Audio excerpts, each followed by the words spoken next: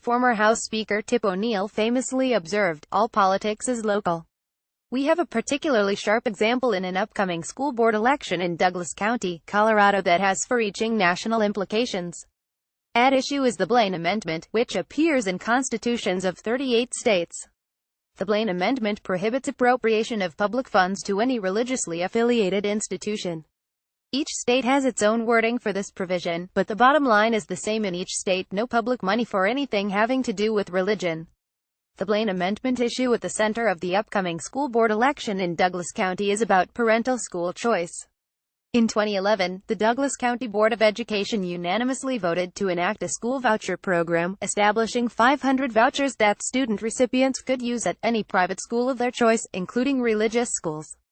The program was challenged by the nation's usual anti-religion crusaders, the ACLU, and Americans United for Separation of Church and State. The legal challenge made its way to the Colorado Supreme Court, which ruled in 2015 against the voucher program, finding that it violated Colorado's Blaine Amendment. According to the court, the vouchers, which are financed with public funds, violate the Blaine Amendment when these vouchers are used by students to attend religiously affiliated schools. According to the court, 9 out of 10 students intending to use the vouchers plan to attend religious schools. Now elections are being held for a new school board in Douglas County. If a pro-school choice board is elected, the legal fight over vouchers and the Blaine Amendment will continue and most likely will wind up at the U.S. Supreme Court. The court would then rule on the constitutionality of using the Blaine Amendment to block using vouchers for religious schools. If an anti-voucher school board is elected, the voucher issue, for the time being, will die.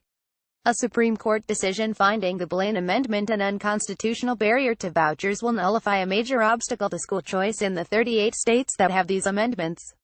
Thus the sweeping national implications of one local school board election.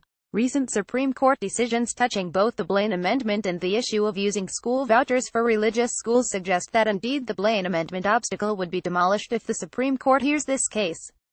In Zellman v. Simmons-Harris, the court decided in 2002 that use of vouchers for religious schools does not violate the First Amendment, which prohibits government-sanctioned religion. The court argued that vouchers enable private choice by parents.